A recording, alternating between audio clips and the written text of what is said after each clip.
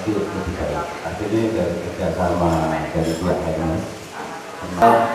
Kalau harapannya sama ya seperti yang sebelumnya. Penampilan yang paling berbeda dalam sepanjang hidup Citra juga gitu. Jadi keunikan tersendiri dalam performance Citra ya. Karena ini akan jadi pengalaman pertama kali akan seperti itu. Jadi ya sebenarnya excited sih. Semoga nanti malam bukan datang untuk menonton Citra tapi untuk nyanyi bareng Citra.